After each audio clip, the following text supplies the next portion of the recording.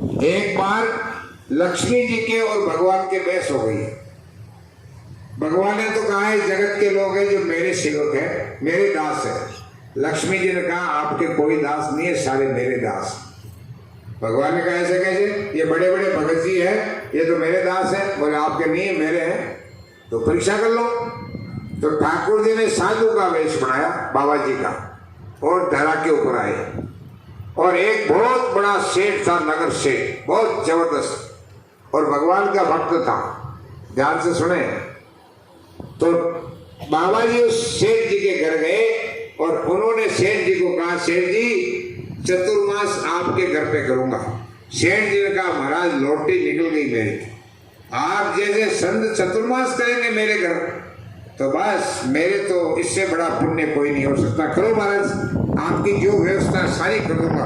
बोला तुम्हारे मकान का इस साइड का हिस्सा एक बड़े बड़ा हॉल मेरे लिए खाली करा दो और मेरे एक नौकर लगा दो, देसी गाय के दूध की व्यवस्था कर दो। शेर जी का चिंता मत करो, आप जाओ कैसे वैसे ही कर दूंगा। सारी व्यवस्था कर दी भगवान ने। और एक दिन हुआ और दूसरे दिन एक स्त्री पहुंची, बड़ी सुंदर स्त्री और श्रृंगार किए हुए खूब सारे गहने वेने लिए हुए लगी हुई गई। और सेठ जी का बोलो भगवान कौन हो?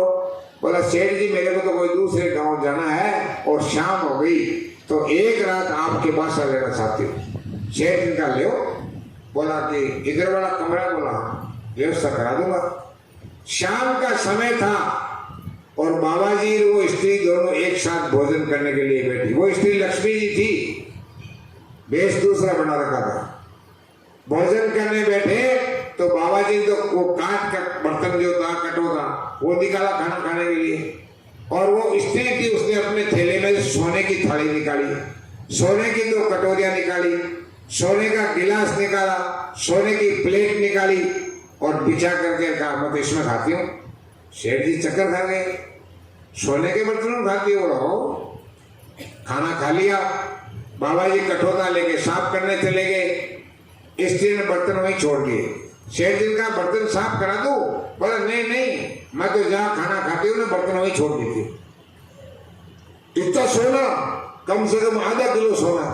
बोला हाँ मेरा नियम है, सुबह भी खाना खाऊंगा तो बर्तन नहीं छोड़ जाऊंगी, मत बोलो बर्तन। अब तो शेठ जी चक्कर खा गए, अरे एक टाइम का आधा किलो सोना। तो बोला भगवती तुम्हें कहीं नहीं जाना, यही रहना है। उसने कहा रहूंगी नहीं, मैं तो रात रात रुकूंगी, सुबह फिर जाऊंगी। बोला नहीं नहीं, पैरों में पड़ गए शेठ जी। अरे 5-10 दिन तो रुको। बोला एक शर्त पे रुक सकती हूँ, 5-10 दिन, 4 महीने रुक जाऊंगी। बोले क्या सर? ये बाबा जी निकल उठो।